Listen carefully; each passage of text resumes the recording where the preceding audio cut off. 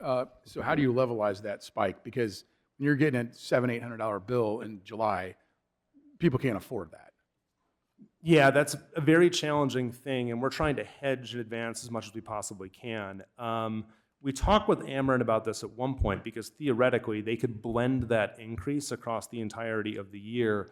Their view, and I think this is a justifiable view, it's not to say that it works out on balance, is that that distorts the competitive market because the competitive market ultimately, retail suppliers are picking up load kind of in response to that. They're saying, okay, you're gonna basically have lower prices in the summer and higher prices in the winter. You're gonna end up with a lot of customer switching that might actually not leave people whole or socialize those costs where the prices are higher across a smaller customer base. So as it stands right now, that's just kind of the wave that we're riding on. Well, respectfully, in MISO, since Governor Pritzker became governor, prices have almost tripled for electric. Went from 8.64 cents per kilowatt in 2019, we're now up to 23 cents. And that's before we add $8 billion in batteries to it, which you guys say 10 years from now might lower my bill $1. So where does this end? When does this stop? Like when does it stop?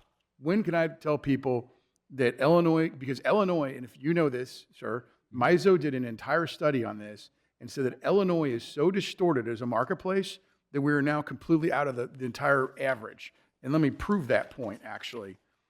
Indiana is at 12.9 cents a kilowatt. Iowa's at 11.75 cents a kilowatt. Missouri's at 13.4 cents a kilowatt. Kentucky's at 10.88 cents a kilowatt.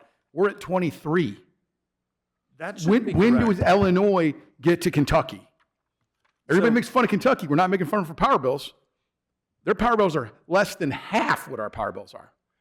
I would like to talk with you about the data source that you're pulling the 23 cents per kilowatt hour from. I would love to. It's this guy right here. The but price to compare, the Illinois Commerce Commission publishes a price to compare, and we have the tables in a packet right here for the Ameren Illinois price to compare, and it's between 10 to 12 cents per kilowatt hour. 12 cents has been the highest the price to compare has gone to.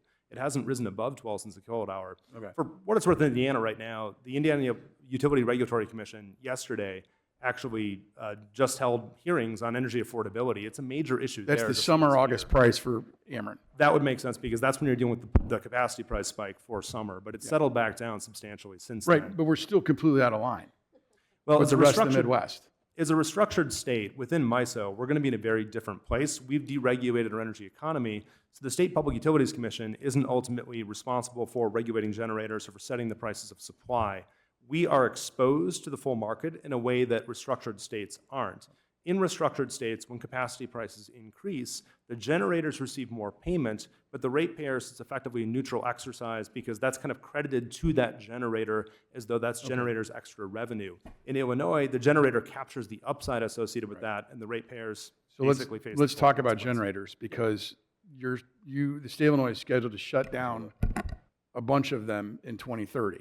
So if we're already the highest in the Midwest, once you shut down these remaining generators, and particularly in the MISO territory, other than, oddly enough, Illinois, of course, exempts itself from the list, so like the University of Illinois will still be able to burn as much coal as it wants to burn, despite all their scientists telling it's bad.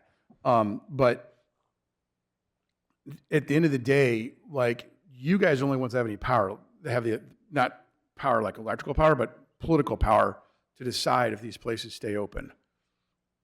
I would think we need to send that message sooner than later that, hey, we can't afford this. And by the way, I didn't make that up. You made that up. You guys have a IPA report that MISO by 2030 will be fundamentally constrained by capacity scarcity. Now, I don't know what that means because I'm just a simple kid from Charleston, Illinois, but I think it means that my power bills went up again. And everybody I represent, their power bills went up again. So every time we close one of these generators, power bills are going to go up. You have the authority to order these must run to prevent fundamentally constrained by capacity scarcity. When are you going to do that? So as it stands right now, there's kind of a two-step process that's set forth in Section 9.15 of the Illinois Environmental Protection Act. And it's a joint agency report. I just want to be clear between the IPA, ICC, and IEPA. Okay. Maybe more powerful in a sense.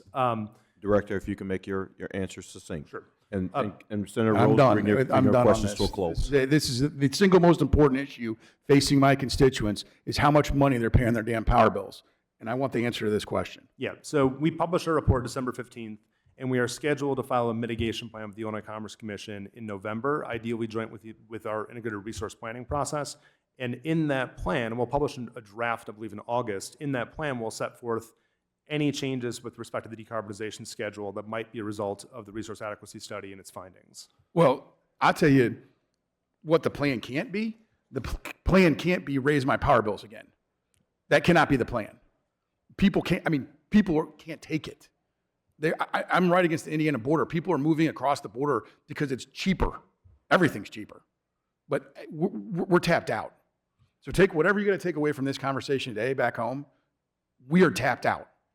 We bled all we can bleed. There ain't another penny, not a nickel, not a quarter, certainly not $1 for higher prices in Southern Illinois. Central Illinois. Southern Illinois, that's even further south than me. It's worse. We can't do it anymore. You got to make some decisions. You got to give people some hope. I appreciate your concern. Thank you.